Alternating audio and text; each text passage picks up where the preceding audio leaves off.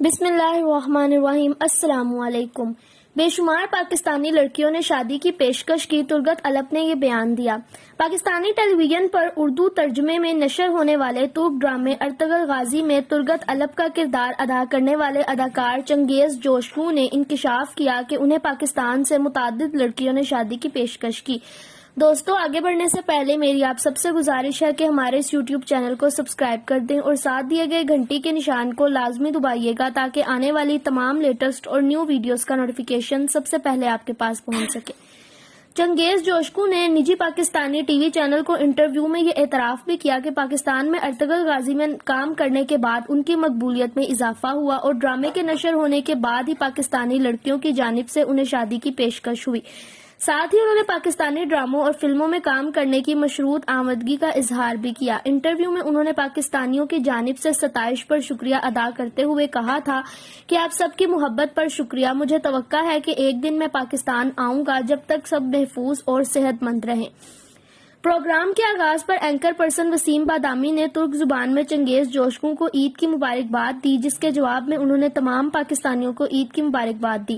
اپنی ذاتی زندگی کے حوالے سے بتاتے ہوئے چنگیز جوشو نے کہا کہ الحمدللہ میں مسلمان ہوں، میں ترکی کے شہر استنبول میں پیدا ہوا ہوں۔ شادی سے متعلق ترگت الپ کے کردار نے بتایا کہ میں نے ابھی تک شادی نہیں کی لیکن میں ایک عرصے سے کسی کو پسند کرتا ہوں۔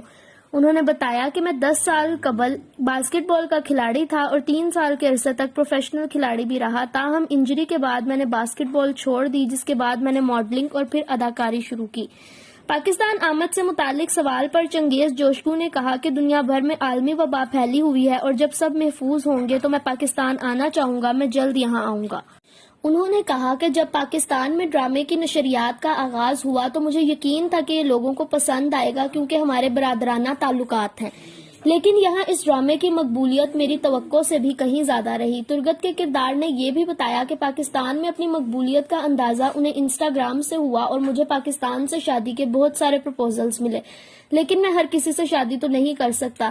چنگیز جوشو نے بتایا کہ مجھے پاکستان کی بریانی بہت پسند ہے اور جب میں پاکستان آؤں گا تو کراچی اور لاہور دونوں جگہ کی بریانی کھاؤں گا اور بتاؤں گا کہ کون سی بریانی زیادہ اچھی ہے۔ انہوں نے کہا کہ میں پاکستانیوں سے پیار کرتا ہوں اور میں انہیں گلے لگانا چاہتا ہوں۔ چنگیز جوشو نے پروگرام کے اختتام پر اردو میں دل دل پاکستان جان جان پاکستان بھی کہا اور آپ سب کو عید مبارک کہتے ہوئے دنیا بھر کے تمام مسلمانوں کے لیے نیک خواہشات کا اظہار بھی کیا۔ جی دوستو، تو کیسی لگی آپ کو ہماری یہ ویڈیو؟ اپنی رائے کا اظہار کمنٹ سیکشن میں ضرور کیجیے گا۔ اوکے دوستو، اللہ